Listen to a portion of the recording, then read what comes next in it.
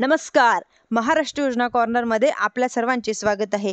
आजच्या व्हिडिओच्या माध्यमातून आपण बघणार आहोत की अतिवृष्टी पूर परिस्थितीमुळे बाधित झालेल्या 29 जिल्ह्यातील 253 तालुक्यातील म्हणजेच की 2059 महसूल मंडळातील बाधित झालेल्या शेतकऱ्यांना राज्य शासनाच्या माध्यमातून सरसकट नुकसान भरपाई मंजूर करण्यात आलेली आहे. म्हणजेच की आता नुकसानीसाठी जे मदतीचं वितरण करण्यात आलेलं आहे यांच्या अंतर्गत केवायसी केल्यानंतर शेतकऱ्यांच्या मदतीचं वितरण देखील करण्यात खात्यांमध्ये वितरण व्हायला सुरुवात झालेली आहे. म्हणजेच की आज अतिवृष्टी व बाधित झालेल्या पहिल्या टप्प्यातील जे काही शेतकरी आहेत त्या खात्यांमध्ये अनुदानाची रक्कम जमा व्हायला सुरुवात झालेली आहे. म्हणजेच की 8,500 रुपये प्रति हेक्टर याप्रमाणे 2 हेक्टरच्या मदती मर्यादेपर्यंत शेतकऱ्यांना जास्तीत जास्त 17,000 रुपयापर्यंतची नुकसान भरपाई त्यांच्या खात्यांमध्ये जमा व्हायला सुरुवात झालेली आहे. काही महसूल मंडळातील शेतकऱ्यांना यापूर्वी म्हणजेच की काही रुपये आलेले आहे. मग नुकसान भरपाई वितरित करण्यासाठी मग आता दिली जाणारी जी नुकसान भरपाई आहे ती कोणत्या दराने दिली जाणार आहे मदतीचं पॅकेज जाहीर करण्यात आलेलं आहे व लागू होणार आहे. मदत त्यांच्या खात्यांमध्ये केवायसी करावी लागणार आहे. सर्व प्रश्नांचे उत्तर आपण आजच्या व्हिडिओमध्ये जाणून घेणार आहोत. तुम्ही जर माझ्या चॅनलवरती पहिल्यांदा आला असेल चॅनलला लाईक, सबस्क्राईब आणि शेअर करायला विसरू नका. चला तर तुमचा जास्त वेळ न घेता आपल्या व्हिडिओला सुरुवात करूया. गेल्या 3 ते 4 दिवसांपासून केवायसीचं पोर्टल हे बंद आहे. बऱ्याच साऱ्या शेतकऱ्यांच्या माध्यमातून केवायसीचं यादीमध्ये नाव आलेलं केवायसी कशी करायची विचारणा केली जात आहे व केवायसी केलेल्या लोकांच्या खात्यांमध्ये पैसे येतात. आमची केवायसी झालेली नाही तर आमचे पैसे मिळणार का? आपण जर पाहिलं तर पहिल्या टप्प्यामध्ये जुलै ऑगस्टमध्ये नुकसानीचे पंचनामे झाले व शेतकरी व त्यांच्या शेत यांची यादीमध्ये नाव आलेले आहे. बऱ्याच साऱ्या शेतकऱ्यांची नावं जी आहे यादीमध्ये आलेली नव्हती, परंतु महसूल मंडळातील 100% नुकसानग्रस्त झालेली आहेत. मग आता आपण जर पाहिलं तर रक्कम घेणार आहेत म्हणजेच की आता नव्याने रक्कम घेणार हा देखील मोठा प्रश्न निर्माण झालेला आहे. म्हणजेच की आपण पाहिलं तर सुरुवातीला पंचनामे झाले होते, त्यांच्यावरती बऱ्याच साऱ्या प्रमाणामध्ये अपेक्षित घेण्यात आलेले होते. सर्वसामान्य शेतकऱ्यांच्या माध्यमातून सांगितलं जात होतं की तलाठी म्हणजेच की तोंडपाव पंचनामे करत आहे, म्हणजेच की अमुक टमुक अशा पंचनामेसाठी तक्रारी येत आहे. म्हणजेच की आमचं पंचनामे तुम्ही परत एकदा करा, आम्हाला नवीन मदतीचे जाहीर करा यात वगैरे वगैरे चालू आहे. म्हणजेच की आता वितरण केले जाते. यांच्यामध्ये जानेवारी, फेब्रुवारी, मार्च अशा यांच्यामध्ये गारपीट मदत देखील जाहीर करण्यात आलेली आहे. जून आणि जुलैमध्ये देखील राज्यांमध्ये या भागांमध्ये पावसामुळे झालेले जे नुकसान आहे व जून महिन्याचे नुकसानग्रस्त जे शेतकरी मदतीचा प्रस्ताव आहे राज्य शासनाच्या पाठवण्यात आलेला आहे.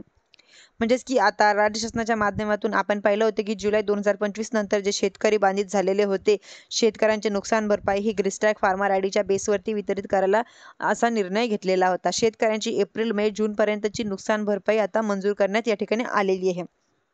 शेतकऱ्यांची केवायसी करून त्या केवायसीच्या बेसवरती त्या शेतकऱ्यांना जे काही नुकसान दिली जाणार आहे ती आता नियमानुसार दिली जाणार आहे. म्हणजेच की मुख्यमंत्री महोदयाच्या माध्यमातून सांगण्यात ही आलेली आहे. म्हणजेच की केवायसीचं 8 शिथिल करून ग्रिस्टॅगच्या बेसवरती शेतकऱ्यांची जी काही ग्रिस्टॅगला जमीन ॲड झालेली आहे त्या जमिनीच्या बेसवरती त्यांना जमिनीच्या डाटानुसार त्या शेतकऱ्यांना नुकसान भरपाई दिली जाणार आहे.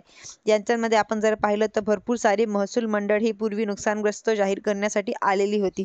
आता शासनाच्या माध्यमातून ही जी काही 2059 महसूल मंडळ सांगितली जात आहे यादी जाहीर केली जात आहे. म्हणजेच की आता सरसकट या भागातील शेतकऱ्यांना 18,500 रुपयाचे नुकसान भरपाई मिळणार आहे प्रति हेक्टर 3 हेक्टर मर्यादेपर्यंत. मग एखादा शेतकरी जर पूर्वी 10 रुपये नुकसान भरपाई म्हणजेच की 10,000 नुकसान भरपाई मिळाली असेल तर मायनस करून उर्वरित असलेली जी नुकसान भरपाई त्या शेतकऱ्यांच्या मिळणार आहे.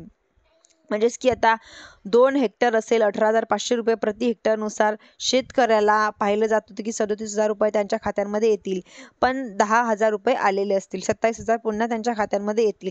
शेतकऱ्याने पीक विमा भरलेला असेल तर शेतकऱ्याला कमीत कमी सरसकट 17,000 रुपये प्रति हेक्टर प्रमाणे या महसूल मंडळातील शेतकऱ्यांना पीक विमा मंजूर केला जात आहे.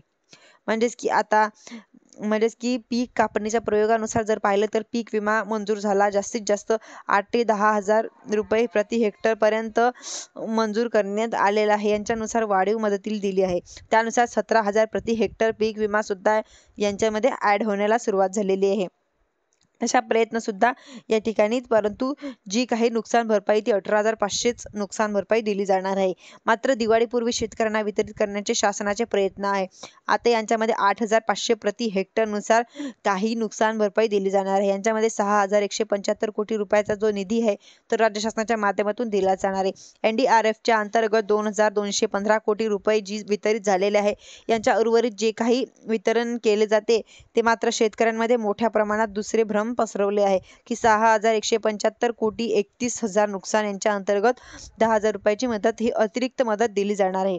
म्हणजेच की आता अतिरिक्त मदत ही 10,000 कोटी रुपयाची तरतूद करण्यात ठिकाणी आलेली आहे. एकंदरीत शेतकऱ्यांसाठी वितरित केलेल्या या रकमेमध्ये वितरित केल्या जाणाऱ्या रकमेमध्ये 16,175 कोटी रुपयाचा निधी डायरेक्टली शेतकऱ्यांच्या क्रॉपनं म्हणून वितरित केला जाणार आहे. KYC करण्यासाठी या अंतर्गत शेतकरी पात्र केले जाणार आहे.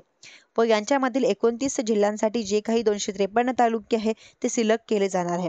253 तालुक्यामधील 2,059 महसूल मंडळ जे 100% नुकसानीसाठी पात्र केले जाणारे, या सरसकटीसाठी पात्र केले जाणारे, यांच्यामध्ये शेतकऱ्यांना ग्रिस्टकचे फार्मर ID, या काही शेतकऱ्यांना